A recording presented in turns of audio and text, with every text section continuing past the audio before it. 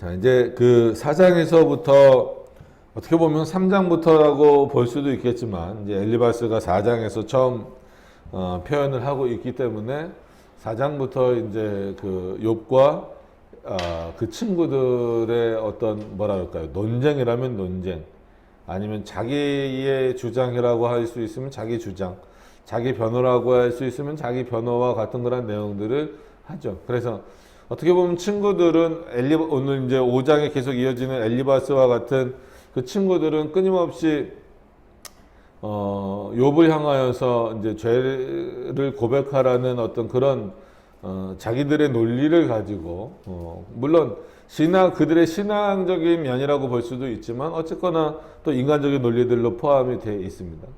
계속 요청을 하고 욥은 그들에게서 변명도 하고 항변도 합니다. 근데 참 아이러니한 것은 서로가 그것이 자기의 신앙이라고 말해요.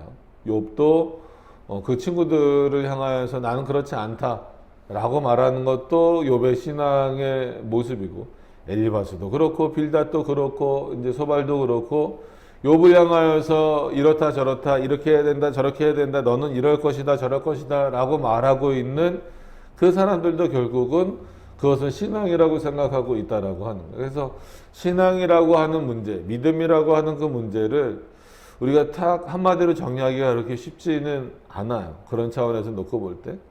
그렇기 때문에 우리가 더 하나님의 말씀에 집중하고, 그러면 욥이 말하는 신앙, 엘리바스가 말하는 신앙, 뭐 소발과 빌닷이 말하는 신앙이 아니라 하나님이 우리로 하여금 고백하도록 올바르게 갖도록 하시는 그 신앙의 내용이 뭘까를 찾아가는 것이 그리스도인에게 있어서는 굉장히 중요한 것이다라는 생각이 듭니다. 그래서 특히나 욥기와 같은 내용을 보면서 어떻게 보면 좀 고차원적인 논의들이 많이 되죠.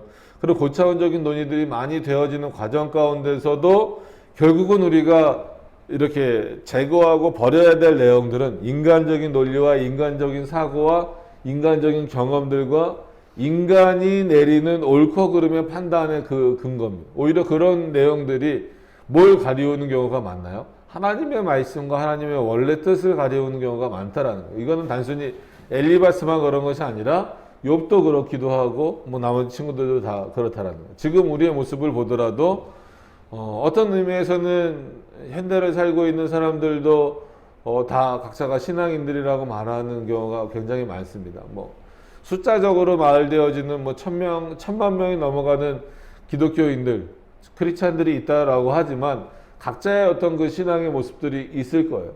그래서 나는 이런 신앙을 갖습니다. 저런 신앙을 갖습니다. 그래서 결국은 우리가 교리의 통일성을 가져야 된다라고 늘 말하고, 그래서 통일된 교리를 통하여서 신앙 고백을 하기 위해서 우리가 뭐 웨스트민스터 신앙 고백서도 고백하고 또 소요리문답 대요리문답도 하는 이유가 인간이 그만큼 다양하다. 어떤 면에서 보면 다양하다라고 표현할 수도 있지만 연약하고 무지하다. 그리고 어떤 하나님의 한 뜻을 발견하기가 그렇게 쉽지 않다라고 하는 어떤 그런 의미에서 우리가 공통되고 통일된 신앙 고백을 하는 이유도 거기 있는 것입니다.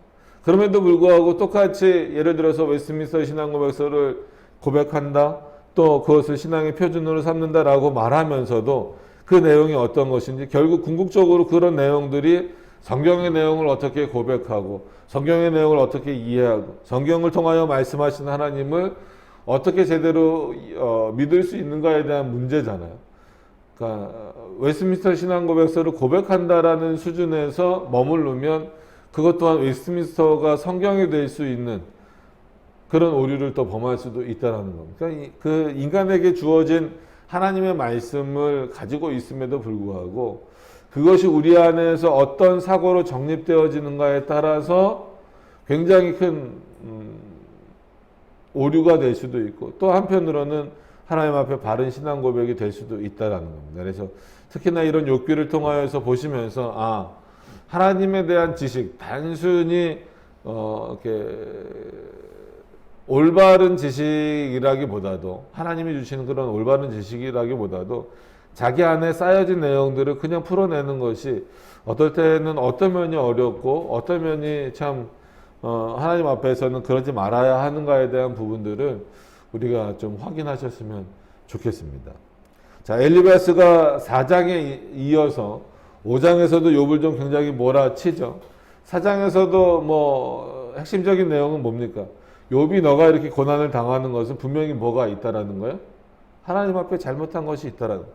너가 인정하지 않든, 그러니까 그거예요. 너가 알고 있으면서도 인정하지 않든, 아니면 너는 미처 잘 몰랐지만 너의 행동을 돌이켜보면 분명히 뭔가 문제가 있었을 것이다 라고 하는 거예요. 그래서 그것을 빨리 찾지 않으면 과연 이 징계가 너에게서 멈추겠느냐, 이제 이런 어떤 그 논리였습니다. 그래서 그런 전체적인 의미에서 보면 또 한편으로는 맞는 것 같아요. 왜냐하면 우리에게 일어나는 여러 가지 일들 중에 좋은 것은 우리는 축복이라고 말하고, 안 좋은 일은 뭐 고난이라고 말하기도 하고, 뭐 하나님의 진노라고 말하기도 하고, 때에 따라서 뭐 징계라고 표현하기도 하는데, 이것을 어떻게 하냐는 거예요.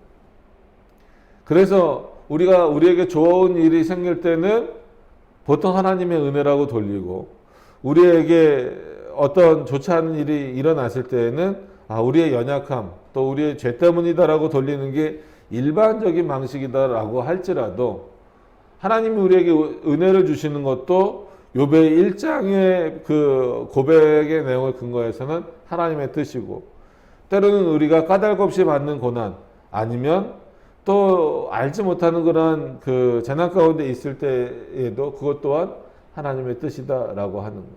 그래서 우리가 각자 개개인이 이런 일이 나에게 일어난 것은 하나님의 은혜다, 이런 일이 나에게 일어난 것은 나에게 이런 잘못이 있기 때문이다 라고 생각할 수 있어도, 다른 사람을 그렇게 쉽게 판단할 수 있는 부분은 아니다라는 생각을 여러분 갖게 되고, 늘 조심스러울 수밖에 없다라고 하는 것을 바라보면서, 그럼에도 불구하고 우리가 객관적으로 어떻게 평가를 할까라고 했을 때, 그 객관이라고 하는 것이 여러 번 말씀드리지만 인간들의 객관이 돼버리기 시작하면 그때부터는 하나님의 말씀과 하나님의 섭리와 하나님의 뜻이 어그러지기 시작하는 거예요. 그러니까 그런 부분들을 우리가 굉장히 좀 조심해서 봐야 된다라고 하는 겁니다. 그러니까 개인적으로, 국가적으로 지금 이런 21세기에 또 이런 또 신냉전이 오고 있는 이런 상황들을 보면서 하나님의 뜻이 어디 있을까? 그래서 러시아가 우크라이나 공격하고 있잖아요. 참 피해를 많이 보고 뭐 피난 행렬도 이어지고, 참 21세기에는 별로 안 어울리는 단어인 함락이란 단어, 뭐 점령이란 단어, 이런 것들이 막 쏟아져 나오는 그런 내용들을 보면서 어떤 사람들은 우크라이나가 하나님의 뜻을 저버렸기 때문이다. 그럼 러시아는 뭐 하나님의 뜻에 합당한 곳이냐라는 거죠. 그러니까 그렇게 단순한 것으로 이해할 수 없는 하나님의 섭리 안에 벌어지는 수많은 일들을 우리가 너무나 단순화시키고, 우리 안에서 뭔가 이렇게 답을 얻으려고 하는 그런 부분들은 굉장히 조심스럽다라고 하는 부분입니다. 물론 정치 경제적인 면에서 그렇기 때문에 국가의 어떤 국방력이나 외교력이나 이런 것들을 키워나가야 된다라는 것과는 별개의 문제로, 신앙의 문제로 지켜봤을 때 그렇습니다. 그래서 어떤 사람이 그걸 찍어서 올렸어요. 물론 이제 그 유럽은 아무래도 뭐 기독교도 그렇지만 천주교도 강하고, 또 이제 러시아나 이쪽으로서는 국가 정교회나 이런 쪽이 강하다 보니까 수호신 개념들이 있잖아요. 그러니까는 우크라이나에도 그런 상들이 있잖아요. 상 중에 뭐 어떤 천사의 상인가 그거를 찍어서 올렸어요. 그러니까 그 의미가 뭐겠어요?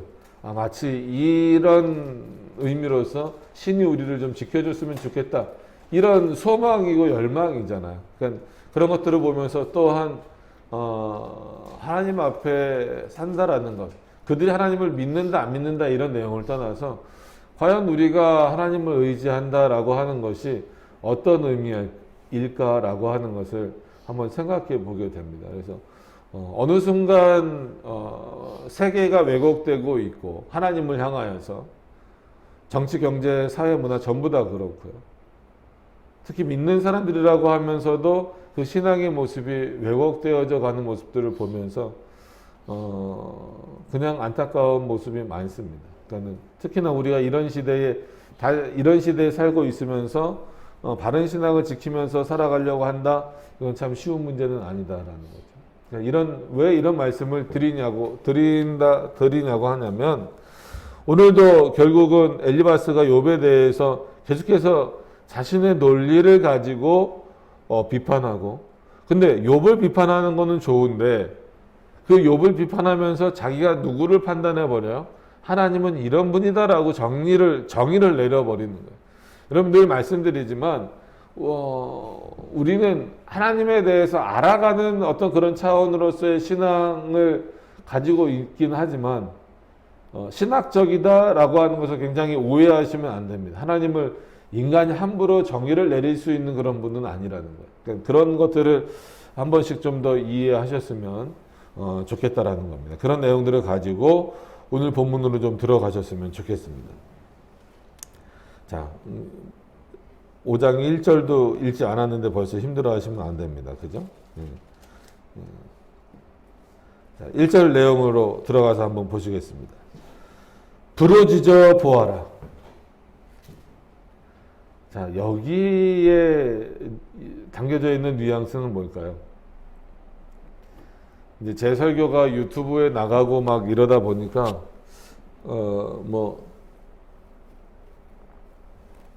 엄청 많이 제 설교를 들으시는 건 아니겠죠. 저도 다 알고 있습니다. 근데 듣는 분들 중에 너무 이렇게 좀 감성이나 감정이 좀 설교에 안 들어간 것 같다 이런 얘기를 하더라고요. 근데 본문을 설명하기도 바쁜데 그러니까 그런 거죠. 이제 제스처도 부르짖어 보아라 이렇게 하라는 건데 못해서 안 하는 게 아니고 굳이 욕기를 하면서 욕기뿐만이 아니라 그거를 해야 될까 싶은 생각이 드는데 왜냐하면 부르짖는다라는 것에는 어떤 그런 감성들이 좀 아무래도 감정들이 포함이 되잖아요. 그러니까 쉽게 말하면 간절함, 애절함 이런 게 다 포함되잖아요. 근데 여기서 느끼는 뉘앙스는 어떤 의미일까요? 너가 그렇게 감정을 담아서 정말 애절한 마음으로 간절한 마음으로 하나님께 부르짖어 봐라. 그러면 하나님이 너에게 응답하실 것이다. 이런 단순한 논리가 아니에요. 지금 엘리바스는 아무리 너가 하나님께 부르짖어 봐라. 그렇게 애절하고 간절한 마음을 가지고 부르짖어 봐라. 하나님이 내게 뭐라고 응답하실 것이냐?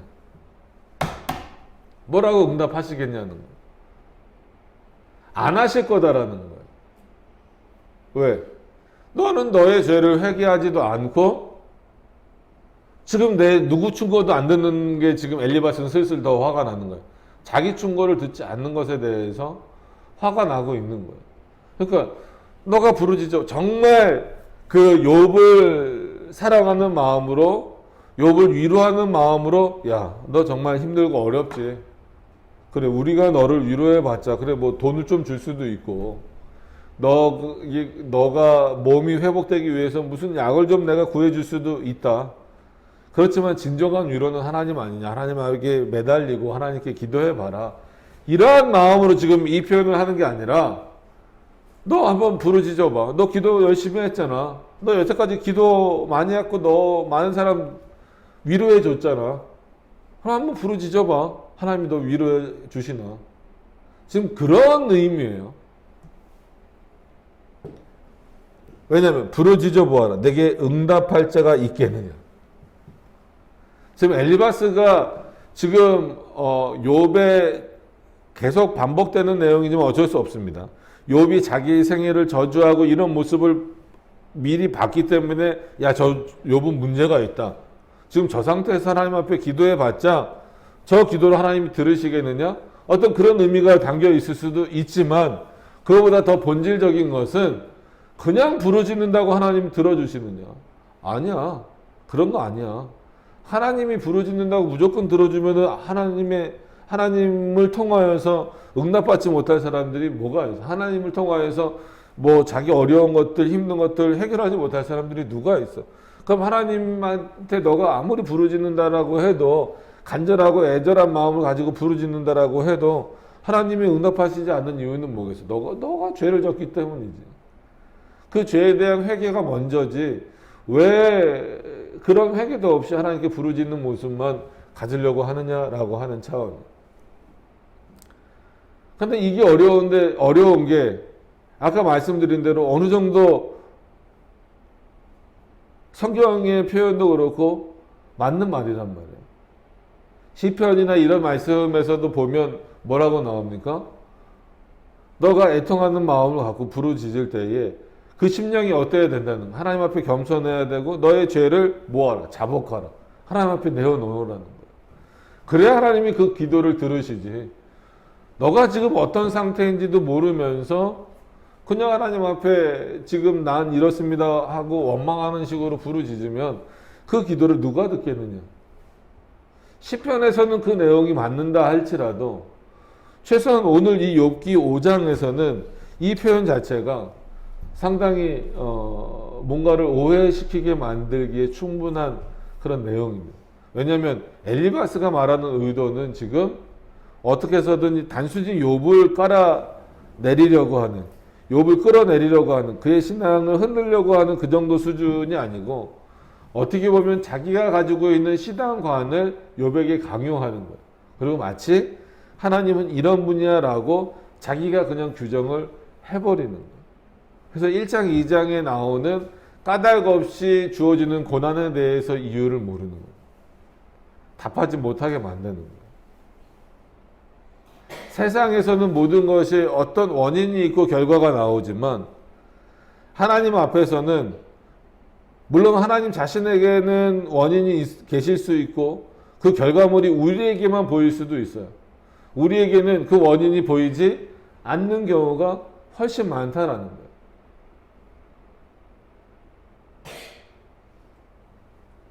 거예요. 이 논리를 잘 이해를 해야 돼요. 이거를 모르면 이거 오늘 설교를 하는 의미가 없습니다. 하나님이 왜 이렇게 하시는지에 대한 원인이 보이지 않을 때가 많다는, 그건 원인이 없다라는 것이 아니라 우리가 알 수 없다라는 거예요. 근데 마치 모든 것을 우리가 다 아는 것처럼 표현하고 있으면 안 된다는 거예요. 그러니까는 더 극단으로 끌고 가잖아요. 거룩한 자 중에 내가 누구에게로 향하겠느냐. 거룩한 자는 누구밖에 없어요. 하나님밖에 안 계시잖아요. 뭐 여러 다른 거룩한 인물들에게도 도움을 요청할 수 있죠. 지금 욥의 상황에서는. 그럼 너가 그런 거룩한 자와 같은 현자와 같은 자들, 지금 엘리바스처럼 욥 옆에 와 있는 그런 자들에게 도움을 요청할 거냐? 물론 그럴 수도 있겠지만 중요한 것은 너가 누구에게로 향할 거냐? 하나님께로 향할 거 아니냐? 오늘은 이 엘리바스의 논리를 따라가셔야 돼요. 그게 옳아서가 아니라 이 본문을 이해하기 위해서. 자, 지금 부르짖어 봐라. 하나님이 응답하시겠느냐? 안 하실 거다. 그럼 너는 그 하나님을 안 따라갈 거냐? 그가 거룩한 자인데. 따라갈 거 아니냐? 따라가야 된다라는. 자, 그 다음에 2절에 분노가 미련한 자를 죽이고. 이게 지금 누구에게 하는 말일까요? 욥에게 하는 표현이잖아요. 분노가 미련한 자를 죽이고 시기가 어리석은 자를 멸하느니라. 야, 세상 이치가 그래. 그리고 세상 이치뿐만이 아니라 하나님 앞에서도 너 지금 분노가 너에게 가득하잖아요. 여기서 미련한 자는 누구겠어요? 여기서 엘리바스가 말하는 미련한 자는 누구겠어요? 저 히타 끌 거예요, 그럼. 여기서 미련한 자는 하나님을 모르는 자죠, 그죠? 단순히 하나님을 모르는 자라고 생각하면 안 됩니다. 뭐예요? 반대로 말하면 교만한 자예요. 왜 미련합니까? 자기가 죄인인 것을 모르는 것. 하나님 앞에 내가 죄를 졌다라고 하는 것을 모르는 것이 미련하다라는 거예요. 지금 엘리바스의 표현은. 그렇기 때문에 바꿔 말하면 이 미련한 자는 어떤 자예요? 교만한 자예요. 그런 교만함을 가지고 있으니까, 아, 나는 죄가 없다라고 하는 이런 교만함을 갖고 있으니까 누구 앞에? 거룩한 자 앞에, 부르짖는 자 앞에서 어떻게 될 수밖에 없다라는 거예요? 분노할 수밖에 없다라는 거예요. 그럼 그 분노는 결국 그 미련한 자를 죽이는 일밖에 더 되겠느냐? 지금 너 다 죽게 생기지 않았느냐? 그 왜 그러느냐? 너는 분명히 얼마 전까지 미련한 자가 아니라 의로운 자였고 그 거룩함을 지키는 자였는데 그런 고난이 너에게 임하자마자 너는 어떤 면에서는 미련한 자가 되었다. 즉 뭐예요? 너의 죄를 깨닫지 못하고 하나님 앞에 분노하는 자. 여러분 자기의 생애를 저주했다라는 거 이상으로 분노할 수 있을까요? 저희 애들도 그래요. 1년이 너무 길대요. 뭐 얼마나 살았다고? 왜 그러냐니까 생일이 돌아오는 게 너무 길다. 기다리기가. 대부분 많은 사람들은요. 생일을 기다리잖아요. 그죠? 근데 세상에서도 어떤 사람들은 생일을 별로 안 기다립니까? 생일을 정확하게 모르는 고아라든지 아니면 그 생일 언저리에 안 좋은 기억을 갖고 있었다든 아니면 정말 자기 삶이 힘들 때 아, 내가 왜 태어났을까? 왜 부모님이 나를 태어나게 했을까? 이런 어떤 그 세상적인 원망을 갖고 있는 자들이 자기 생일을 별로 안 좋아하잖아요. 그런 것과 지금 똑같지는 않지만 어떤 의미에서는 그런 분노가 차이 있는 것을 엘리바스가 어디의 모습에서 보는 거예요? 욥의 모습에서 보는 거예요. 그래서 무조건 엘리바스만 탓할 것이 아니라 이렇게 엘리바스가 말할 수밖에 없는 자기 논리지만 자기의 기준이고 엘리바스의 신앙관이라고 할지라도 욥이 어떤 면에서는 엘리바스가 이런 말을 하게 되는 원인을 제공하고 있는 거죠. 그리고 시기가 어리석은 자를 멸하느니라.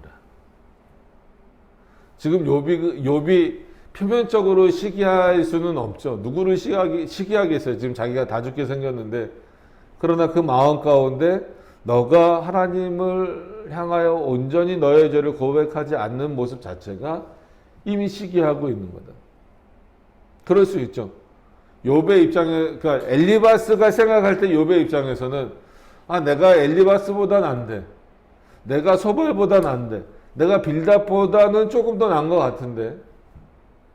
근데 왜 저들은 여전히 저렇게 하나님의 축복 가운데 있는 것처럼 보이고 나는 왜 이런 상황이 돼서 저들의 위로를 받아야 될까? 그러니까 참 이 사람의 마음이 이중적이라는 게 그런 거예요.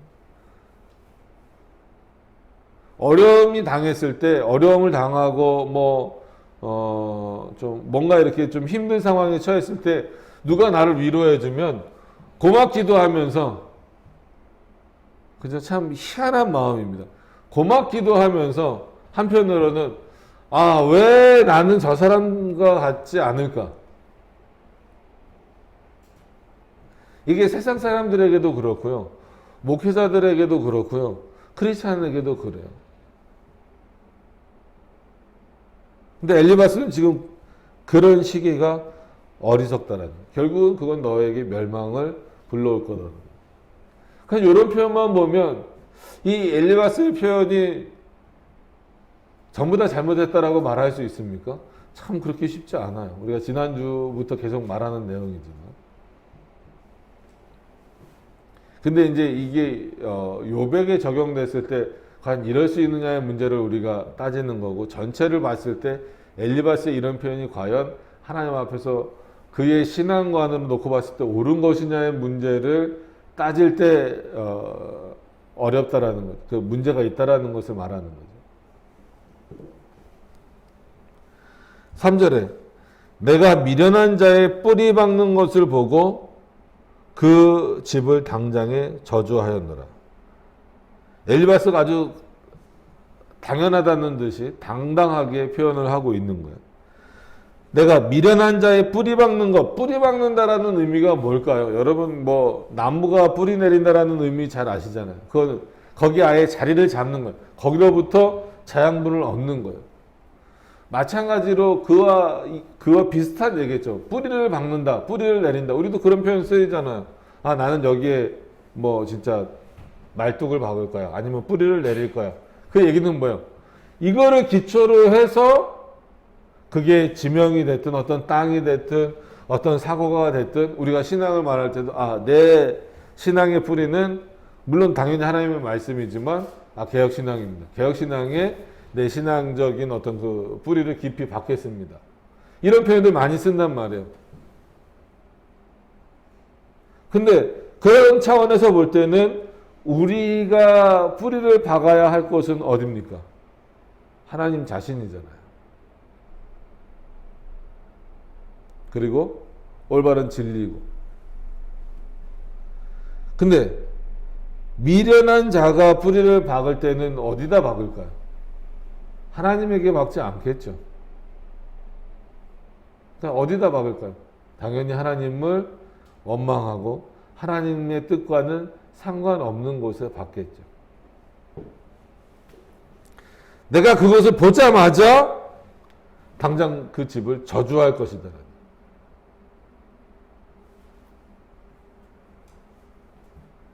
이게 엘리바스의 신앙이에요.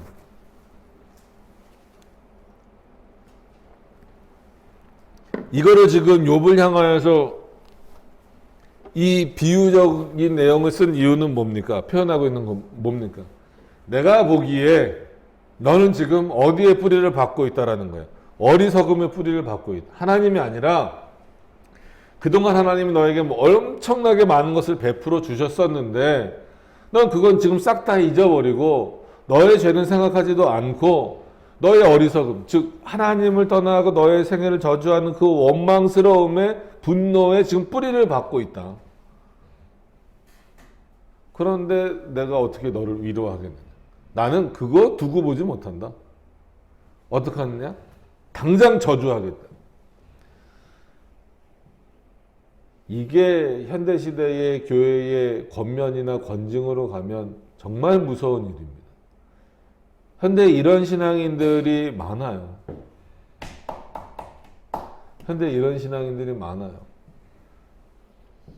마치 엘리바스에서 어떤 모습이 보여요? 바리새인과 같은 모습이 보여요. 나는 그럼 엘리바스 너는 어디다 두고 있느냐라고 다시 묻고 싶은 심정인 거죠.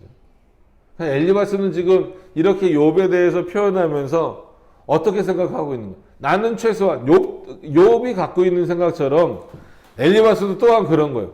나는 최소한 어디에 뿌리박고 있지 않다? 너처럼 어리석음에 뿌리박고 있지 않다. 나는 분노가 없다. 나는 시기도 없고 분노도 없고 어리석지도 않고 미련하지도 않다. 나는 정말 하나님에게 잘 박혀 있다.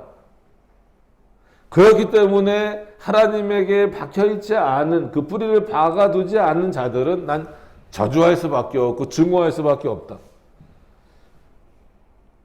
얼핏 들으면 맞는 것 같죠. 그죠? 근데 하나님에게 올바로 뿌리를 둔 자들이 얼마나 있겠어요. 택자, 유기자 뭐 이런 예정론을 통해서 보더라도 택자들 중에서도 살아가면서 늘 하나님에게 뿌리를 박고 사는 자들이 과연 몇 명이나 있을까 이거. 우리의 삶 속에서도 마치 뿌리를 여기 옮겼다 저기 옮겼다 하는 것처럼 우리 연약함과 우리 죄성에 따라서 마치 지금은 내 뿌리가 하나님에게 온전히 박혀 있는 것 같지만 내 스스로도 막 흔들리고 죄악에 빠져 있는 것 같고 뿌리를 내린 것 같고 분노의 뿌리를 내린 것 같고 어리석음의 뿌리를 내린 것 같을 때가 수도 없이 많이 있는데 그럼 그때마다 우리는 저주받아야 됩니까? 엘리바스는 지금 뭐라고 말하는 거예요? 내가 미련한 자의 뿌리 박은 것을 보고 그 집을 당장에 저주하였노라. 그래서 이 표현을 욥에게 쓰는 이유는 뭐예요? 내가 지금 너를 위로하러 온 것처럼 보이냐? 아니야. 너가 내 말을 듣고 하나님 앞에 회개하지 않으면 나는 너를 뭐 할 수밖에 없어? 저주할 수밖에 없다는 거예요. 왜? 지금 네 모습은 누가 보더라도 하나님께 뿌리 박혀 있는 모습이 아니라 어리석음에 뿌리 박혀 있는 모습이니까. 그러니까 이게 정당하냐는 거예요. 하나님이 그러신 분이냐는 거예요. 물론 당연히 하나님도 우리의 신앙이 어디에 뿌리 박혀져 있기를 원하십니까? 하나님 자신에게 뿌리 박혀져 있기를 원하시죠. 그러면 하나님 자신에게 뿌리 박지 않은 자들을 어떻게 대하실까? 다 죽이시나요? 다 저주하시나요? 그렇지 않죠. 선지자들을 통해서 또 하나님이 직접 역사하시면서, 직접 역사하신다는 건 뭐 우리 눈에 보인다는 그런 개념이 아닙니다. 그래서 참 그런 게 어려운 게 벌써 이제 지난주, 그 지난주죠.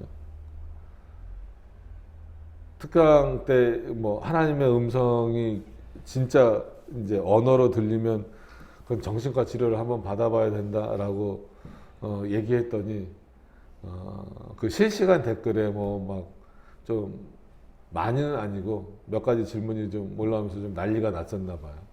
예. 예. 그래서 사람들은 그 정도로 그렇게 미련하죠. 그게 옳은 것처럼, 그게 올바른 것처럼. 그러나 하나님이 우리에게 역사하실 때는 직접적으로 역사하신다는 개념을 자꾸 그렇게 이렇게 우리에게 있는 오감의 만족, 이렇게 보여지는 것으로 자꾸 이해를 하기 때문에 문제예요.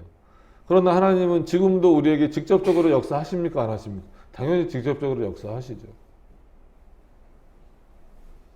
그 직접적인 역사가 저주로 흘러가는 건 아니에요.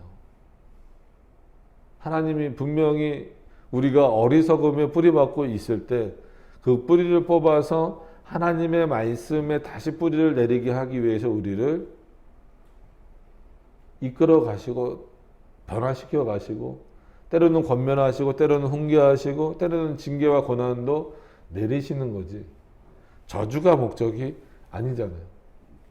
근데 지금 오늘 엘리바스는 마치 하나님은 어떤 분으로 어리석음에 뿌리 박은 자들은 다 저주하시는 분으로 단순히 그렇게만 이해하고 있는 거예요. 회복의 길을 열어놓지 않으면 그거는 어떤 면에서는 바리새인과 같은 신앙의 모습이 될 수 있다라고 하는 부분입니다. 그리고 반대로 내가 저주했다라고 해서 그 저주가 임하나요?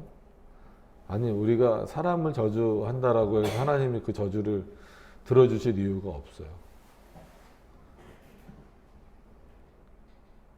복을 빌라의 반대말처럼 보이지만 복을 빌라는 것은 하나님을 의지하라는 것이고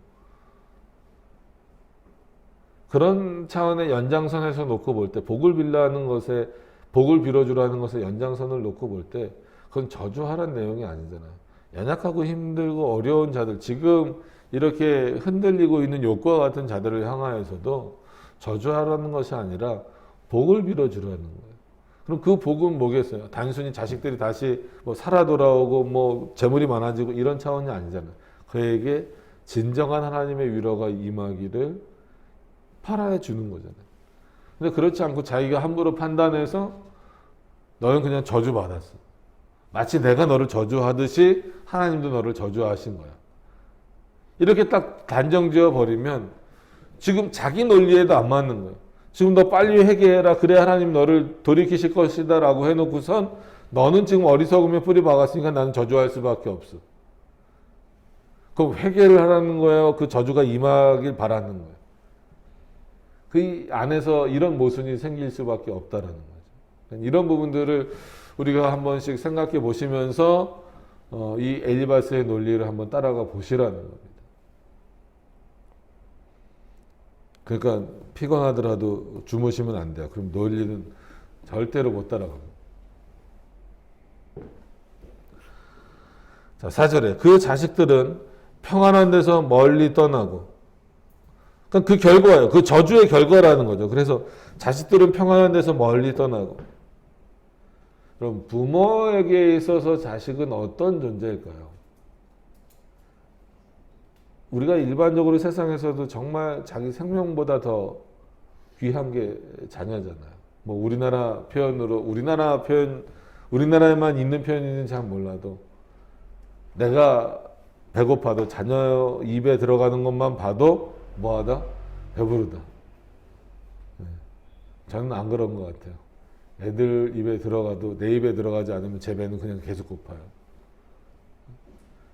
왜 그런 표현이 있을까요? 그만큼 부모에게 있어서 이 자녀는 정말 자기 생명과도 같은 거란 말이에요. 근데 결국은 그 연장선이라는 거죠. 그 자식들이 평안한 데서 멀리 떠난다. 왜냐하면 너가 미련한 데 박혀 있는데 그 자식들이라고 해서 그 미련함에서 벗어날 수 있겠느냐라는 거예요. 성문에서 그 자식들이 성문에서 눌리나. 성문은 단순히 성에 들어가는 문 정도로만 이해하시면 안 됩니다. 물론 그 문자적으로 보고 보여지는 것으로 보면 그렇죠. 근데 우리나라 예를 들 수밖에 없죠. 여기는 한국인데 우리나라도 그렇지만 예전에 이제 서울 사대문 안에 들어올 때는 마치 출입증처럼 왜 들어오느냐에 대한 확인을 하잖아요. 그래서 막 그 사극 같은 거 보면 막 이렇게 어떤 경우는 막 밀려나 막 그 앞에서 막 아이고 나 왜 여기 못 들어가게 합니까 막 이러고 막 그런 경우 많이 보잖아요. 더 나아가서 특히나 구약 시대의 성문이라고 하는 것은 지금 이런 차원에서의 국가가 완전히 형성되기 이전이기 때문에 그 성문은 단순한 출입문이 아니라 뭔가를 판결하고 재판하는 내용들까지 거기다 포함되는 거예요. 이 사람이 여기 들어와도 되는 사람인지 아닌지를 판결하는 의미가 이미 어디에서부터 있는 거예요? 성문에서부터 있는 거예요. 그래서 성문에서 눌린다라고 하는 거는 뭐예요? 들어갈 수 없는 자다라는 판결을 받았다라는 의미가 있는 겁니다. 그랬을 때 아무도 없다. 누가? 그들을 구할 자가 아무도 없다. 바꿔 말하면 누구도 안 도와주실 거다. 하나님도 안 도와주실 거다. 왜? 너가 어리석음에 있으니까. 어리석음에 뿌리 박혀 있으니까. 그리고 저주를 당했으니까. 근데 그 저주는 하나님으로부터 온 것이라기보다도 엘리바스 자기 스스로가 내려버린 거랑 똑같은 거죠. 그러니까 그게 자녀들에게까지도 연결되는 거예요. 이 얘기를 듣고 있는 욥은 이미 자녀들을 다 잃어버렸지만 더 가혹한 표현이겠죠. 그 얘기에 있어서. 단순히 욥에게 가혹한 표현을 했기 때문에 문제가 되는 건 아닙니다. 이 논리가 얼마나 극단적인 논리로 갈 수 있고 극단적인 사상으로 갈 수 있는가. 그래서 우리가 신학 사상을 생각할 때도 또 성경을 같은 성경을 보고 있으면서도 정말 비진리적인 내용으로 가고 극단주의로 흘러가는, 물론 어떤 면에서 어떤 분들은 우리 칼빈주의를 또 개혁주의를 극단주의로 보는 경우도 있지만 또 그러나 우리 입장에서는 또 그 외에 여러 가지 극단적인 모습들, 뭐 꼭 이단으로 판명된 것이 아니더라도 극단적으로 몰아가는 어떤 그런 내용들을 놓고 보았을 때 참 하나님의 뜻을 우리가 아는 것이 참 힘들구나, 어렵구나 하는 내용들이 많습니다. 많은 것을 보게 되죠. 자, 5절에 보면 참 이게 엘리바스도 독한 거죠. 왜냐하면 욥이 당한 고난을 다 알고 있잖아요. 그러니까 알아도 일일이 그거를 우리가 그렇잖아요. 뭐 이렇게 위로하러 갔을 때 그냥 이렇게 뭐 퉁친다라는 표현은 그렇지만 이렇게 통합적으로 참 얼마나 힘듭니까? 라고 하지. 뭐 여기 아파서 힘들죠. 뭐 요것 때문에 힘들죠. 요것 때문에 힘들죠. 이렇게 말해주는 것보다 지금 그 사람이 뭐 때문에 힘들지 그냥 알고 있으면 그냥 참 힘들죠. 하나님의 위로가 함께 하시길 원합니다. 그냥 그래버리면 좋은데 엘리바스는 그거 하나하나를 다 지금 지적을 하고 있는 거예요. 지적을 한다라기보다도 그거 하나하나를 다 뭘로 보는 거야? 넌 이미 하나님의 저주 가운데 있다라는 거야. 자녀들도 결국은 이 성문에 들어가지 못한다라고 하는 것을 예를 들어서 그리고 들어가지 못하는 것을 보면서도 아무도 구하러 오지 않는다라는 것을 보면서 너희 자녀들도 저주받았기 때문에 결국은 어떻게 됐다라는 거예요? 죽었다라는 거잖아요. 이해가 되십니까? 5절에 보면 그 추수한 것은 여러분 열심히 농사져서 추수하는 이유가 뭐예요? 먹고 살라고 하는 거잖아요. 농부가 열심히 농사를 져서 1년 동안 농사를 져서 추수했을 때 그 기쁨은 엄청나잖아요. 그래서 뭐 우리가 추수감사절을 절기로 지키진 않지만 신앙의 자유를 찾아서 미국으로 갔던 그런 우리는 이제 청교도라고 부르는 그 중에서도 이제 넌컨퍼미스트 동의하지 않는 자들이 가장 큰 청교도입니다. 그런 자들이 물론 자기 집도 짓고 교회도 짓고 그리고 나서 추수했을 때에 왜 하나님 앞에 감사했을까요? 여러분 그 감사는 중요한 감사입니다.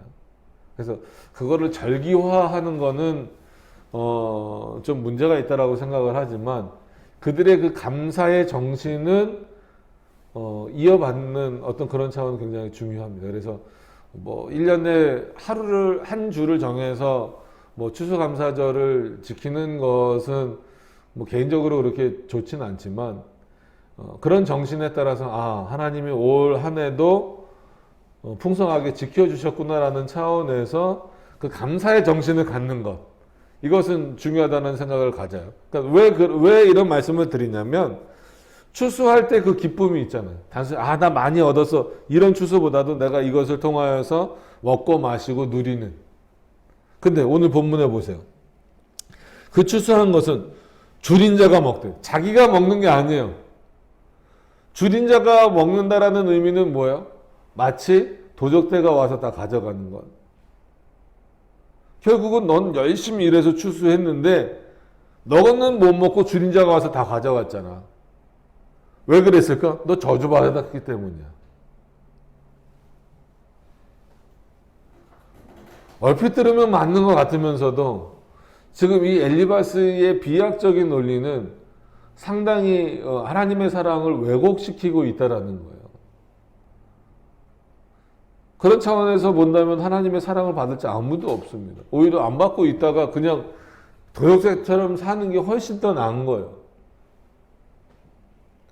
그 추수한 것은 줄인 자가 먹되 가시나무 가운데 있는 것도 빼앗으며 가시나무 있는 거라는 거는 이렇게 뭐 추수하다가 보면은 황무지는 아니지만 추수하기 힘든 곳 정말 가시나무 같은 곳에도 뭔가 이렇게 얻어낼 것이 있단 말이에요. 거기서 얻는 것까지도 어떻게 됐다라는 거예요? 빼앗겼다라는 거예요. 그러면 지금 이 추수한 자 당연히 여기서 추수한 자는 지금 누구를 타겟으로 삼고 있는 거예요? 욥을 타겟으로 삼고 있는 거죠. 너에게 남은 것 뭐가 있냐? 아무것도 없다. 심지어 가시밭에 떨어진 것 그거 너가 죽으러 가려고 하는데도 그것조차도 다 뺏겨버리지 않았느냐.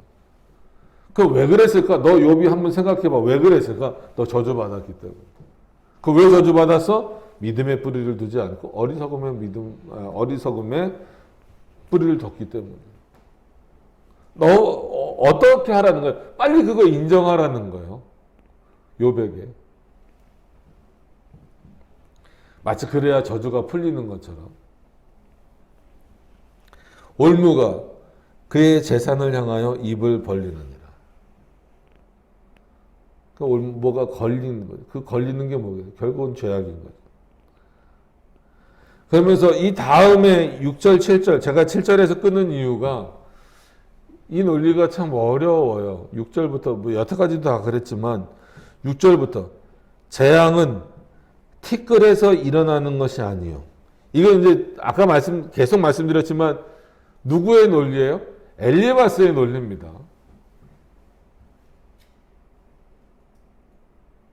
그렇기 때문에 우리가 자세히 살펴봐야 되는 거예요. 좀 주의 깊게 살펴봐야 되는 거예요. 재앙은 티끌에서 일어나는 것이 아니다. 여기서 티끌은 앞에서 이제 엘리바스가 예를 들었던 것처럼 여러 어떤 재물을 잃어버리는 어떤 티끌이, 그러니까 세상에서 일어나는 그런 일들을 말하는 거야. 거기로부터 오는 게 아니야. 눈에 보이는 것은 거기로부터 왔죠. 뭐 도적대나 자연재해나 뭐 이런 일들로부터 재앙이 왔단 말이야. 근데 그게 원인이 아니야 라고 지금 말하고 있는 거야.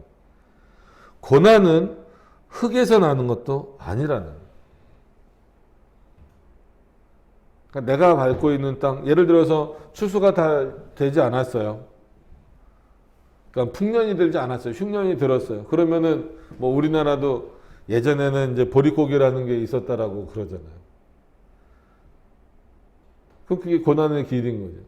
먹을 게 없고 입을 게 없고 발 누일 곳이 없다라면 그게 고난인 거예요. 근데 그것도 아니라는, 거기서부터 오는 게 아니라는 거예요. 즉 땅으로부터, 이 세상으로부터 재앙도 고난도 이 세상으로부터 오는 게 아니야. 그러니까 이 부분만 놓고 보면 또 말씀드리지만 여러분, 우리에게 임하는 재앙과 고난이 이 땅에서의 재앙과 고난인 게 맞아요. 그죠? 우리가 재앙을 얻었다, 고난을 받았다라는 거는 뭐 그게 경제적이든 물질적이든 아니면 육신적이든 이런 거잖아요. 근데 그래서 거기에 원인이 있는 것처럼 생각을 하고 뭐 환경도 조사하고 뭐 이런 일들이 많이 있단 말이에요. 근데 그게 원인이 아니라는 거예요. 어떤 면에서 맞죠. 그죠? 당장은 물질적으로 힘들고 건강이 힘들지만 결국은 그거는 그거 자체라기보다도 누구를 통해서 주어지는 거예요. 하나님을 통해서 주어지는 거잖아요.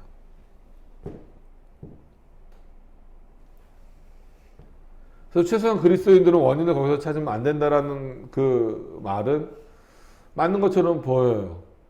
또 다른 곳에서는 그렇게 말씀하시는 하나님의 말씀이 맞고. 근데 그 다음 7절에 엘리바스의 내용을 보면 아, 이건 하나님의 뜻과는 좀 다르구나라고 하는 것을 알 수 있어요. 자, 7절은 다 같이 한번 읽어보죠. 자, 눈을 뜨고 한번 있습니다. 시작. 인생은 고난을 위하여 났나니 불티가 위로 나름 같으니라. 이게 지금 엘리바스의 그 사고의 근저에 깔려져 있는 어떤 그 핵심적인 내용 중에 하나가 지금 툭 튀어나온 거잖아요. 그러니까 4장에서 어떤 인과응보적인 내용이 나왔다라고 한다면 5장에서는 인생은 고난을 위해서 난 거야. 맞습니까? 어떤 면에서 보면 그래요. 또 그 야곱의 예를 들어보면 야곱이 이제 자기 아들 그 요셉을 통하여서 그 가뭄을 이겨내고 어디로 갑니까? 애굽으로 갔잖아요. 가서 누구 앞에 섭니까? 바로왕 앞에 섰잖아요. 바로왕 앞에 섰을 때 바로가 묻잖아요. 당신은 어떻게 살았습니까? 당신의 인생은 어땠습니까? 라고 했을 때 뭐라 그래요? 아, 하나님의 은혜로 살았습니다. 우리는 그래야 될 것처럼 보이는데 그렇게 믿음의 사람이고 하나님의 귀한 인물인데 근데 바로왕 앞에서 뭐라고 말합니까? 나는 험악한 세월을 살았습니다.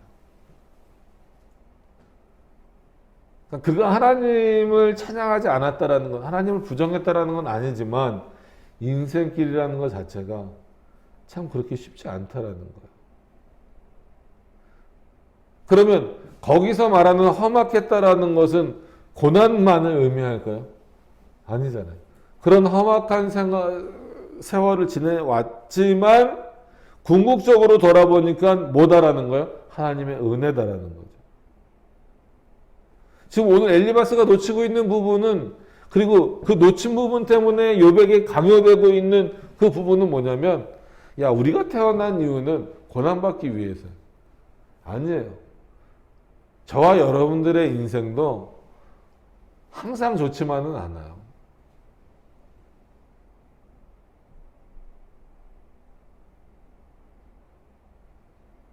그래서 야곱처럼 험한 세월을 살았습니다라고 말할 수밖에 없는 경우도 많아요.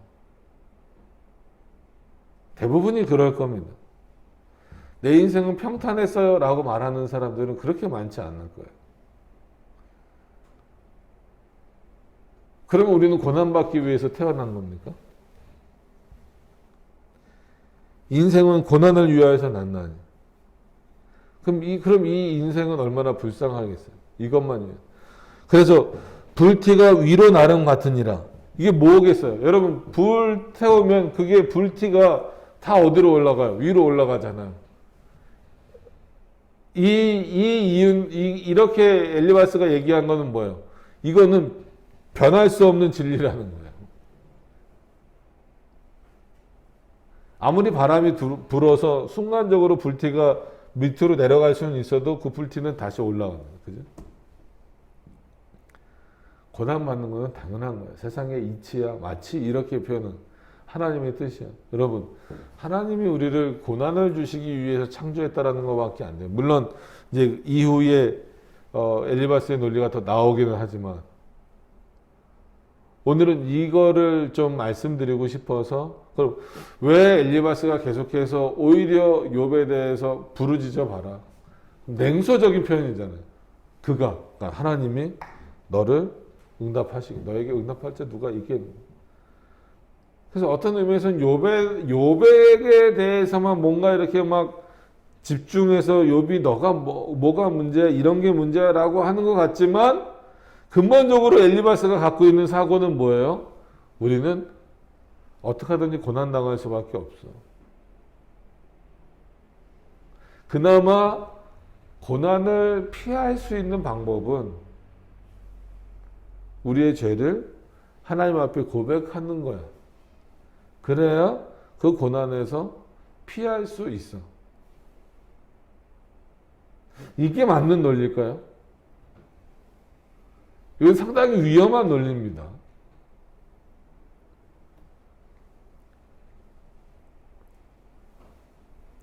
그런 논리를 갖고 있는 엘리바스이기 때문에 지금 다음 주에 보겠지만 8절에 보면 나 같으면 하나님께 구하고 내 일을 하나님께 의탁하리라.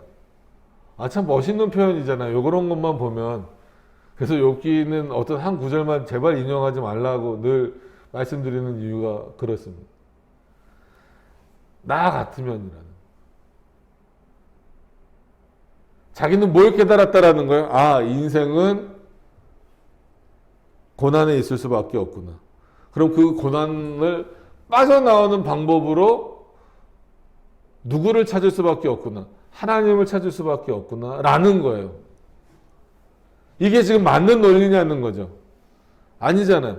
여러분, 우리가 하나님을 찾는 이유는, 하나님께 부르짖는 이유는 고난에서 벗어나기 위해서가 아닙니다.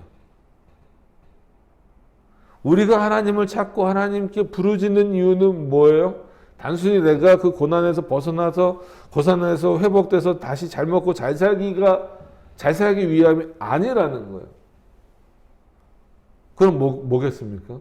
하나님을 찾고 하나님께 기도하는 것은 우리의 인간의 가장 근본적이고 기본적인 목적, 존재 목적. 왜 그렇습니까? 그럼 왜 그렇습니까? 라고 물을 때 솔직히 어떤 이유도 없어야 되지만 하나님이 우리에게 알려주신 또 하나의 내용을 통하여 이유를 삼는다라고 한다면, 근거를 삼는다라고 한다면 뭐겠어요? 그가 우리를 먼저 사랑하셨기 때문이에요. 그렇기 때문에 우리가 하나님을 찾고 하나님께 부르짖을 수 있는 거예요. 내가 고난 가운데 있기 때문에 빨리 하나님을 찾아서 고난에서 벗어나야 되겠다. 그럴 수 없죠. 그게 불가능한 거예요. 오늘 이 엘리바스의 논리를 한번 반박해 보세요. 가능한가? 너가 하나님을 찾을 수 있다. 우리는 고난받을 수밖에 없어. 그러니까 우리가 먼저 하나님을 찾아야지. 그럴 수 없잖아요, 우리는. 근데 은연중에 그런 사고가 들어와 버리면 엘리바스와 같은 신앙은 단순히 공로주의를 떠나서 인간 스스로가 하나님을 찾아가지 않으면 하나님은 어떤 존재인 것처럼 보여요. 인간에게 굉장히 냉소적인 존재인 것처럼 보이게 엘리바스는 지금 생각하고 있다라는 거예요.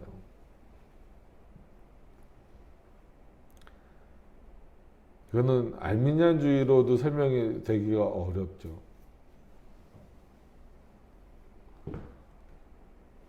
그러니까 이런 논리를, 이런 엘리바스의 신앙적인 논리를 정확하게 보지 않으면 엘리바스의 사고를 찾아낼 수가 없어요. 그러니까 결국은 인간이 하나님을 찾을 수 있어야만 하고, 하나님 앞에, 하나님이 우리를 먼저 찾기보다도 하나님 앞에 자신이 먼저 하나님을 찾는 방식으로 나가야 한다라는 그런 논리이기 때문에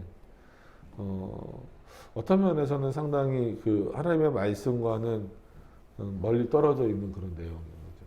그러니까 이런 내용들을 우리 안에서 얼마든지 생겨날 수 있는 부분들이거든요. 상당히 조심해야 되는 부분 중에 하나입니다. 그러니까 생각보다 이런 논리 여전히 많이 있잖아요. 그래서 이런 부분들을 한 번씩 생각해 보셔서 하나님은 우리가 부르짖을 때 찾으시는 분이에요. 응답하시는 분이에요. 죄가 없어서가 아닙니다. 아니면 저와 여러분들은 너무 불쌍하잖아요. 완전한 자가 하나님을 찾을 수 있다? 아니에요. 예수님이 분명히 뭐라 그랬어요? 내가 이 땅에 온 것은 뭐야? 병자를, 즉 의원이 필요한 자에게 의원이 되기 위해서야. 그러면은 누구를 부르러 오신 거예요? 죄인을 부르러 오신 거예요. 물론 자기 백성을 부르러 오셨지만 죄인을 부르러 오신 거란 말이에요. 그럼 그 죄인을 부르러 오신 예수 그리스도는 오늘 본문에서는 찾을 수가 없어요. 죄인은 하나님을 못 찾는다라는 결과를 내놔버리면, 죄가 하나님으로 가는 길을 막는 것은 사실이지만 그 죄가 있기 때문에 하나님을 찾을 수 없다라고 하는 것은, 그리고 하나님이 먼저 찾아오시지 않는다라고 하는 것은 상당히 위험한 논리입니다.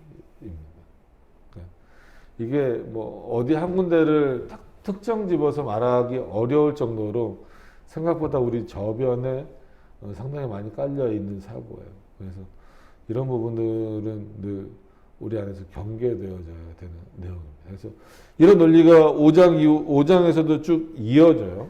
이제 8절부터 이어집니다. 그래서 다음 주에 또 이어서 계속 볼 텐데, 지금 엘리바스가 실수하고 있는 사고가 어떤 것인가가 계속해서 드러나고 있습니다. 그래서 그런 부분들을 보시면서 뭐 오늘의 결론이라고 하기는 좀 그렇죠. 5장 전체를 좀 보고 그나마 결론을 좀 내려야 될 텐데, 일단 우리가 오늘 조심해야 될 것은 뭐냐면 뭐예요?